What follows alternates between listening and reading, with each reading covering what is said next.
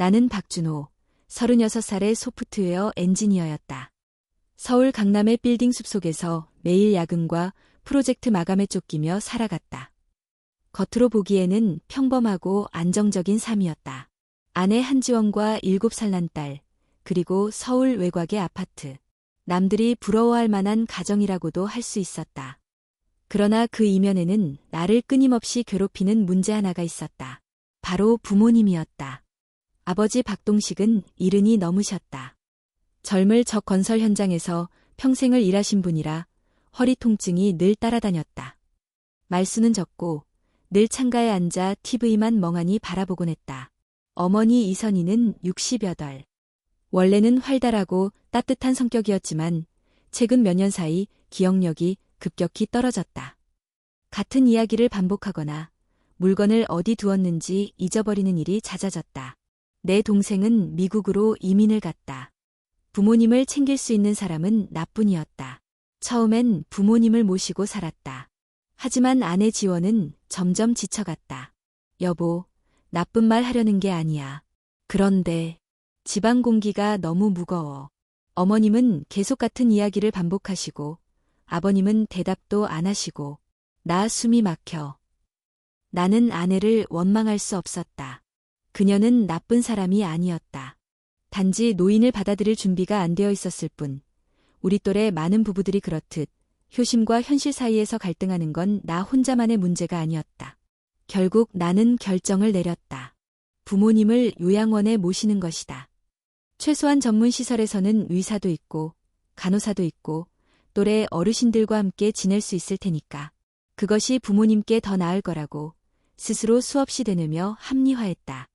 나는 인터넷을 뒤지며 평판이 좋은 곳을 찾았다. 그중 가장 눈에 띈 곳이 인천 외곽에 있는 하늘사랑 요양원이었다.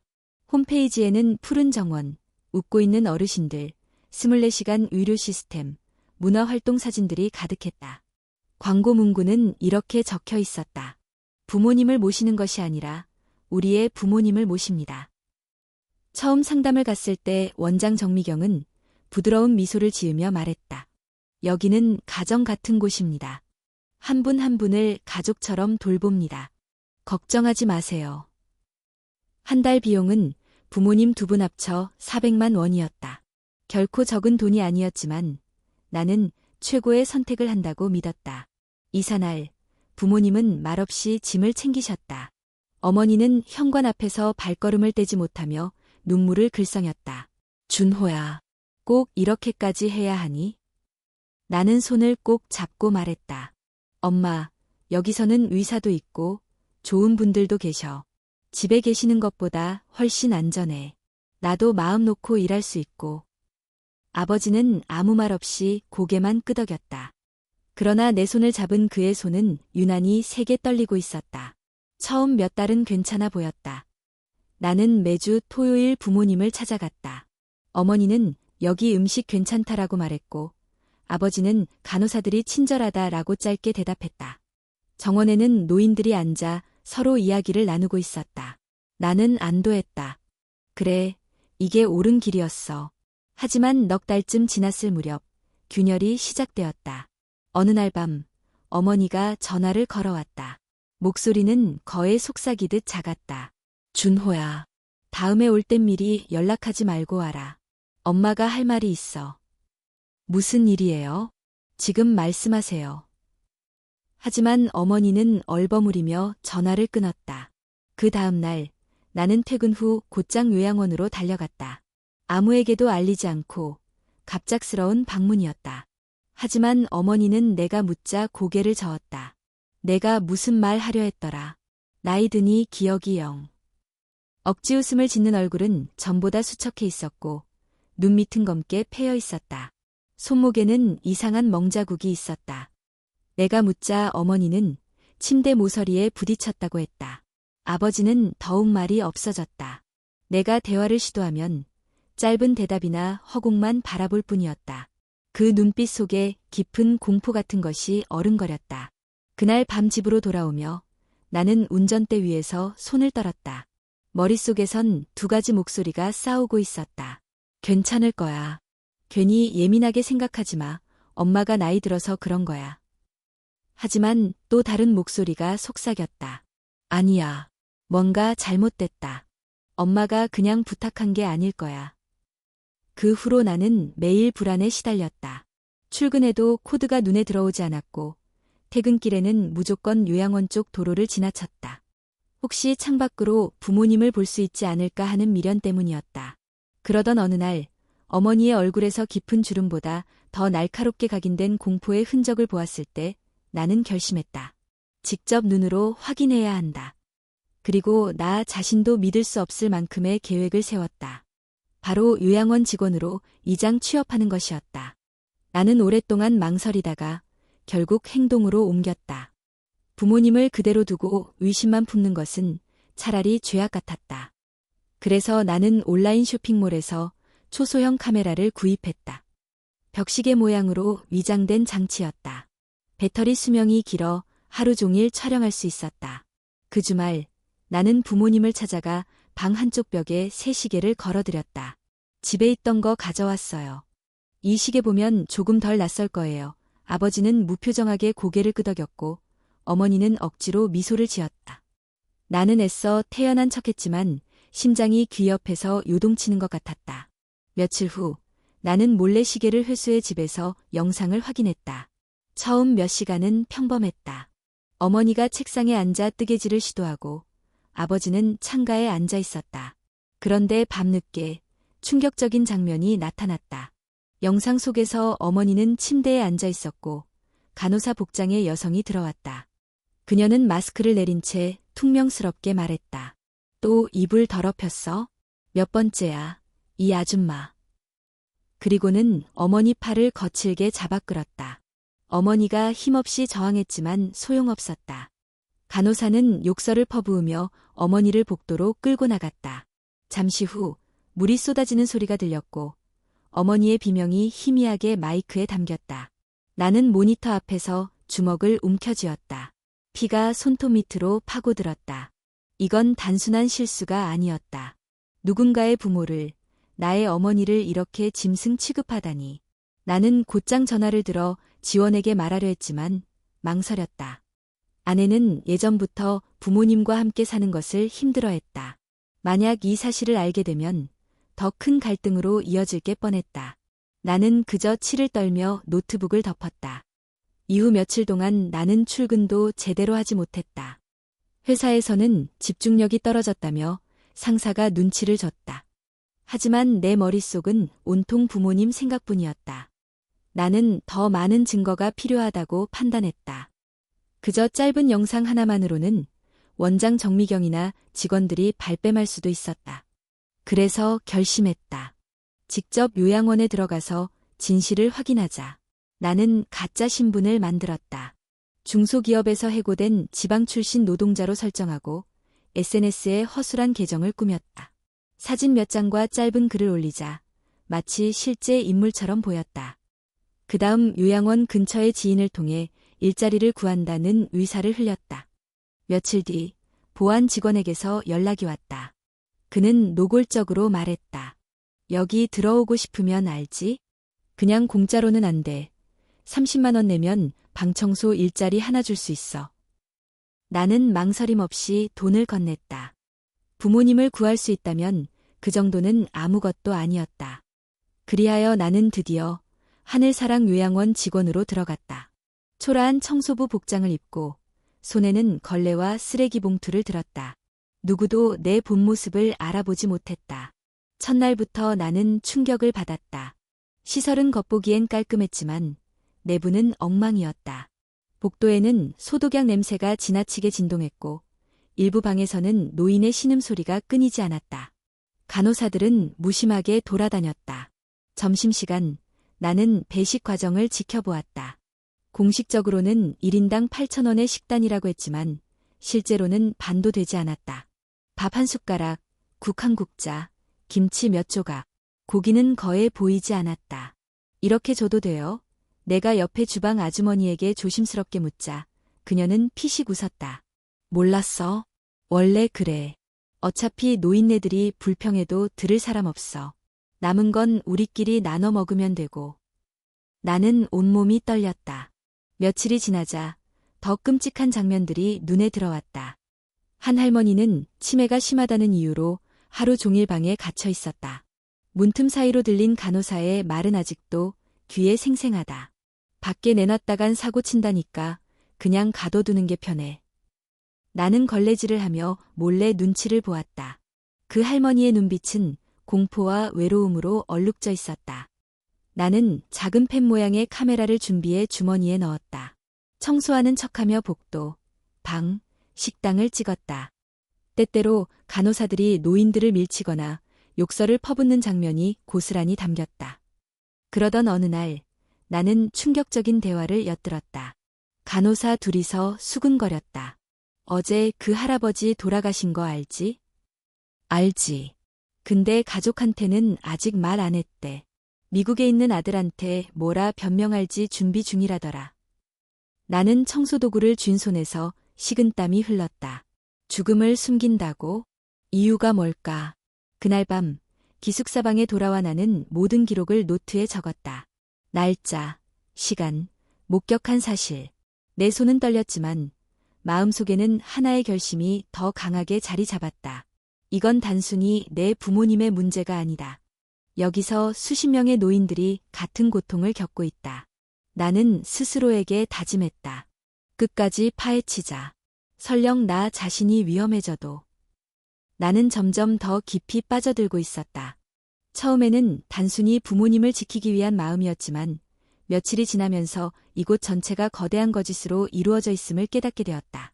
어느 날 오후 복도를 청소하던 나는 바닥에 떨어진 종이 한 장을 발견했다. 그것은 상속권 포기 동의서였다. 서명란에는 분명 어머니의 이름, 이선희가 적혀 있었다. 그러나 글씨는 평소 어머니의 반듯한 필체와 달리 떨리고 삐뚤어져 있었다. 나는 숨이 막혔다. 누가 어머니를 강제로 서명하게 한 걸까?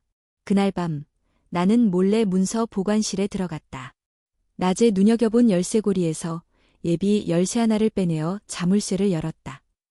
서랍 속에는 수십 명 노인들의 서류가 차곡차곡 쌓여 있었다. 나는 부모님의 서류를 펼쳐보았다.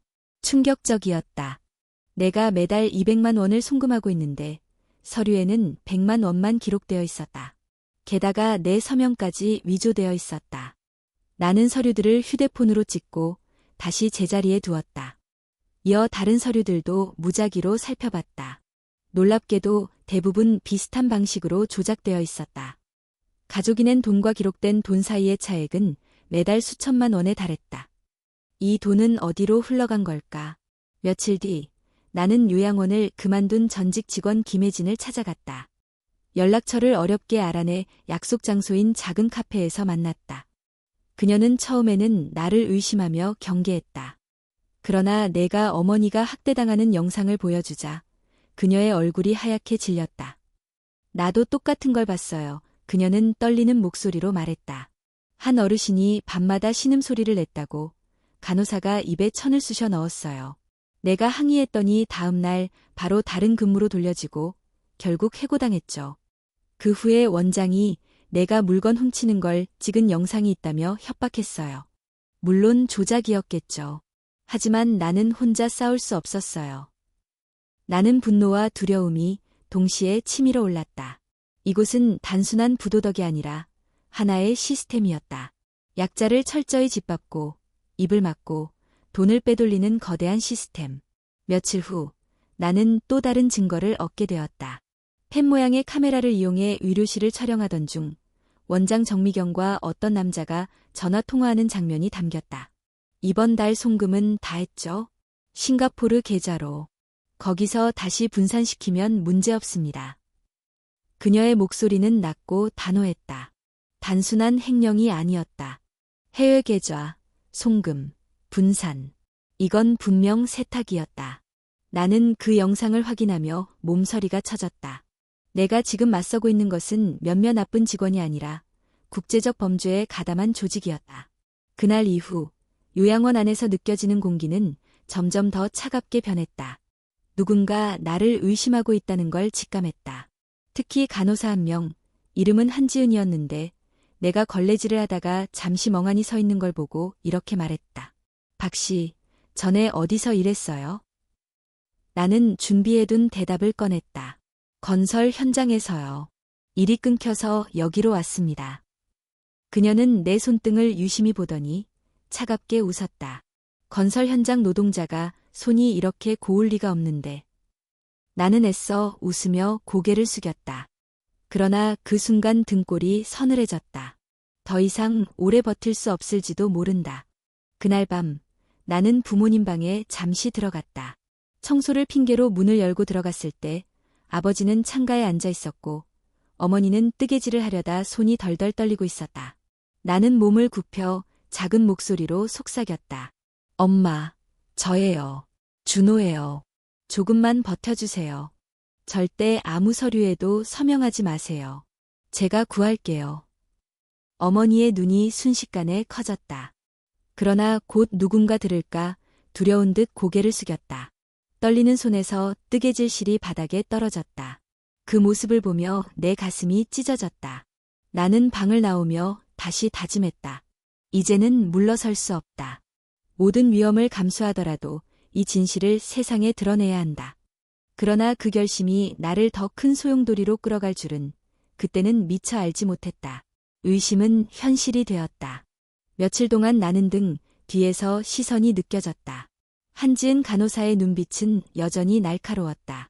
어느 날 저녁, 나는 갑자기 야간 근무에 배정되었다.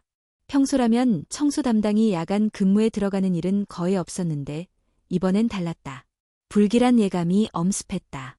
자정이 가까워지자 복도는 고요했지만 이상하게도 너무 고요했다. 내가 돌아와 직원 휴게실 문을 열자 그 안에는 원장 정미경과 2명의 직원이 서 있었다. 그들의 시선이 일제히 나를 향했다. 박 씨, 핸드폰 좀 줘보세요. 정미경의 목소리는 예전의 부드러움과는 전혀 달랐다. 날카롭고 차가웠다. 왜 그러십니까? 제 개인 물품인데. 확인만 하겠다는데 뭘 그렇게 불안해해요? 내 심장은 미친 듯이 뛰었다. 폰 안에는 내가 몰래 찍은 사진과 영상이 모두 있었다. 나는 최대한 침착한 척하며 대답했다. 휴게실에 두고 왔습니다. 가져오겠습니다. 그 순간 나는 재빨리 클라우드 업로드 기능을 켰다. 모든 자료가 자동으로 외부 서버로 전송되기 시작했다. 그리고 일부러 천천히 걸어 나갔다. 그러나 뒤에서 발소리가 들렸다. 2 직원이 따라붙었다. 나는 기숙사방에 들어가 문을 닫자마자 심호흡을 했다. 다행히 업로드가 끝났다는 알림이 떴다. 그 순간 문이 벌컥 열리며 2 직원이 나를 붙잡았다. 정미경이 뒤따라 들어와 내 손에서 핸드폰을 빼앗았다. 그녀는 화면을 켜고 몇 장의 사진을 확인하더니 미소도 없는 얼굴로 중얼거렸다. 내가 예상한 대로군. 당신 도대체 누구야? 청소부가 왜 이런 걸 찍고 다녀? 나는 아무 말도 하지 않았다. 대신 손에 땀이 흥건히 차올랐다. 정미경은 고개를 저으며 명령했다. 저쪽 창고에 가둬. 나는 창고에 던져지듯 밀려 들어갔다. 창문 하나 없는 좁은 방, 희미한 전등 불빛 아래 습기 냄새가 진동했다. 문이 잠기고 발소리가 멀어졌다. 나는 바닥에 주저앉았다. 두려움이 몰려왔지만 동시에 이상하게 차분해졌다. 이미 증거는 밖으로 나갔다. 그 사실 하나가 나를 버티게 했다. 그러나 오래 갇혀 있을 수는 없었다. 부모님은 여전히 그곳에 있었고 내가 이대로 사라지면 그들은 더 끔찍한 일을 겪을지도 모른다. 나는 탈출을 시도해야 했다. 몇 시간을 기다린 끝에 나는 몸을 떨며 심장마비 연기를 시작했다. 바닥에 쓰러져 숨을 가쁘게 몰아쉬고 몸을 경련하듯 움직였다. 잠시 후 발자국 소리가 들리더니 문이 열렸다. 한 직원이 들어와 나를 흔들었다. 아, 괜찮아? 그 순간 나는 온 힘을 다해 그를 밀치고 밖으로 달려나갔다. 복도를 질주하는 내 발소리가 요란하게 울렸다. 뒤에서 고함이 터졌지만 나는 멈추지 않았다. 출입문 근처에 서 있던 경비가 나를 막아섰다. 어디가? 건드리지 마. 여기서 무슨 일이 일어나는지 다 세상에 공개됐다. 날 막으면 당신도 끝장이야. 나는 목이 터져라 외쳤다. 경비는 잠시 얼어붙었다. 그 틈을 타나는 문을 열고 밖으로 뛰쳐나갔다. 차가운 밤 공기가 얼굴을 때렸고 멀리 도로가 보였다. 나는 곧장 택시를 잡아타고 서울로 향했다. 도착하자마자 나는 친구 최민석에게 연락했다. 그는 한때 기자였고 지금은 독립적으로 탐사보도를 하는 사람이었다. 카페에 마주 앉은 그는 내 얼굴을 보고 한숨을 쉬었다. 내 꼴을 봐라. 이미 목숨 걸고 있구나. 나는 모든 영상을 보여주었다. 학대 장면, 가짜 서류, 그리고 해외 송금 대화까지. 민석은 긴 침묵 끝에 말했다. 준호야, 이건 단순한 요양원 문제가 아니야. 거대한 네트워크가 뒤에 있다. 하지만 너 혼자 덮어두면 부모님은 끝장이야. 공론화해야 한다. 세상에 알려야 해. 나는 고개를 끄덕였다. 이미 각오한 일이었다. 우리는 함께 자료를 정리해 기사와 영상으로 만들었다. 며칠 후 한국 사회는 발칵 뒤집혔다. 주요 뉴스 사이트 첫 화면에는 굵은 제목이 걸렸다. 하늘사랑 요양원의 충격적 실태, 학대, 횡령, 해외 자금 세탁 의혹. 영상을 본 시민들은 경악했다. 수십만 개의 댓글이 달렸고 SNS에서는 분노가 폭발했다. 우리 부모가 있을지도 모른다는 글이 이어졌다. 몇몇 가족은 직접 나서서 자신들의 경험을 공개했다. 그러나 그와 동시에 나를 겨냥한 반격도 시작되었다. 요양원 측은 즉시 나를 고소했다. 불법 침입, 불법 촬영, 허위 사실 유포. 경찰은 나를 참고인 신분으로 불러 조사했다. 나는 모든 증거를 제출하며 맞섰다. 민석도 기자로서 자료를 함께 내주었다. 다행히 여론은 우리 편이었다. 검찰은 요양원에 대한 강제 수사를 시작했고 원장 정미경과 일부 간부를 긴급 체포했다. 경찰차에 태워져 나오는 정미경은 여전히 나를 노려보았다. 그 눈빛은 오만하고 차가웠다. 나는 그 순간 알았다. 싸움은 아직 끝나지 않았다는 것을. 내가 손에 넣은 건 시작에 불과했다. 더 큰 그림이 아직 남아있었다. 그리고 나는 이미 너무 멀리 와 있었다.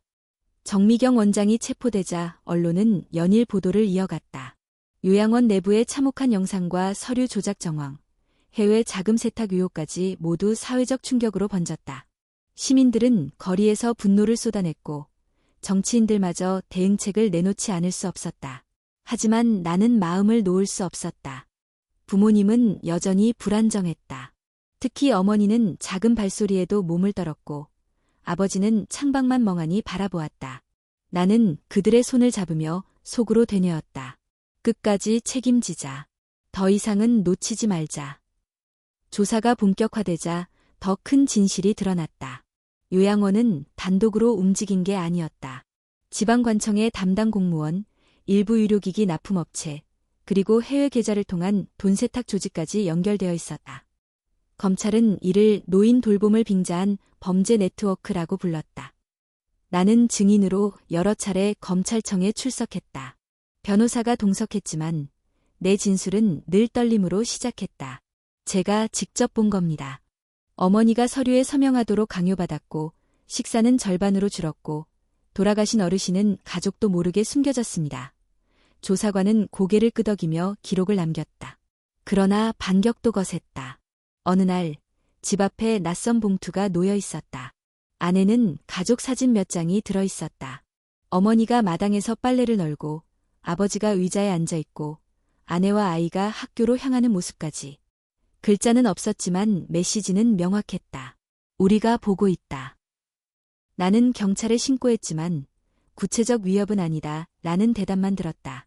분노와 공포가 뒤섞였지만 더 이상 물러날 수 없었다. 내가 멈추면 부모님뿐 아니라 수많은 노인들이 다시 그 지옥으로 끌려갈 것이다. 그 후 나는 민석과 함께 다큐멘터리를 제작하기 시작했다. 제목은 가려진 미소 뒤의 지옥이었다. 학대받는 장면, 가짜 서류, 숨겨진 사망자 기록을 하나하나 담아냈다. 촬영이 끝난 날 민석이 내게 말했다. 준호야, 내가 아니었다면 아무도 이걸 알지 못했을 거다. 하지만 끝까지 각오해. 세상은 쉽게 변하지 않아. 다큐멘터리가 공개되자 반향은 거대했다. 국내뿐 아니라 일본, 미국, 유럽 언론까지 보도했다. 국제인권단체가 한국 정부에 철저한 조사를 요구했다. 마침내 국회에서는 긴급 청문회가 열렸다. 나는 증인으로 불려나갔다. 수많은 카메라와 시선 앞에서 나는 떨리는 목소리로 말했다. 저는 효도를 포기한 아들이었습니다. 부모님을 요양원에 보내면서 안심하려 했습니다. 하지만 그곳은 돌봄이 아니라 감옥이었고 천국이 아니라 지옥이었습니다. 저는 한 사람의 아들이자 수많은 자식들의 대변인으로 여기 섰습니다. 제발 이 참극이 다시는 반복되지 않도록 제도를 고쳐주십시오. 청문회장은 조용했다. 그리고 이내 박수가 퍼졌다. 재판은 몇 달 후 시작되었다. 정미경 원장은 학대, 횡령, 문서 위조, 외환거래법 위반 등으로 기소되었다. 함께 연루된 공무원과 업체 관계자들도 줄줄이 법정에 섰다. 법정에서 그녀는 끝까지 무죄를 주장했지만 증거와 증언은 산처럼 쌓였다. 나는 방청석에서 부모님의 손을 꼭 잡고 판결을 들었다. 피고인 정미경, 징역 20년, 순간 어머니는 눈물을 흘렸고 아버지는 조용히 고개를 끄덕였다. 재판이 끝난 뒤 기자들이 몰려와 마이크를 들이밀었다. 준호 씨, 지금 심정이 어떻습니까? 나는 잠시 숨을 고르고 대답했다. 저는 영웅이 아닙니다. 저는 잘못을 저질렀던 아들일 뿐입니다. 하지만 그 잘못을 바로잡기 위해 끝까지 싸운 겁니다. 부모님은 제 삶의 이유고 이번 일은 우리 모두에게 경고가 되어야 합니다. 효도는 선택이 아니라 책임입니다. 그 후로 내 삶은 조금씩 달라졌다. 나는 회사를 그만두고 부모님 곁에 머물렀다. 작은 집을 개조해 따뜻한 방을 마련하고 전문 간호사를 고용해 함께 돌봤다. 어머니는 여전히 밤마다 악몽에 시달렸지만 시간이 지나며 조금씩 웃음을 되찾았다. 아버지는 다시 나와 마주 앉아 대화를 하기 시작했다. 그리고 나는 새로운 길을 택했다. 여러 대학과 사회복지기관에서 초청을 받아 강연을 다니며 내 이야기를 전했다. 학생들에게, 젊은 부모들에게 물었다. 만약 부모님이 말할 수 없는 상황에 놓였을 때 여러분은 그들의 목소리가 되어줄 수 있습니까? 강연이 끝날 때마다 나는 수많은 눈빛을 마주했다. 어떤 이는 눈물을 흘렸고 어떤 이는 고개를 깊이 숙였다. 그 순간마다 나는 느꼈다. 내가 겪은 고통과 절망이 결코 헛되지 않았음을. 봄이 찾아왔을 때 나는 부모님을 고향으로 모시고 내려갔다. 작은 마을, 벚꽃이 흐드러지게 피어 있었다.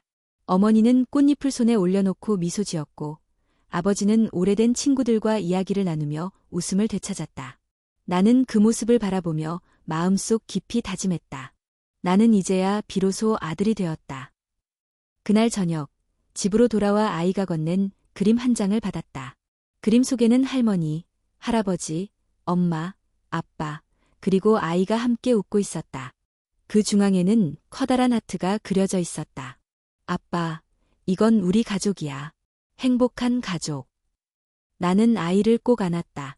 그리고 속으로 중얼거렸다. 그래, 결국 우리가 지켜야 할 건 이것이구나. 돈도, 편리함도, 사회의 눈치도 아니다. 바로 가족이다. 이제 나는 더 이상 죄책감에만 머물지 않는다.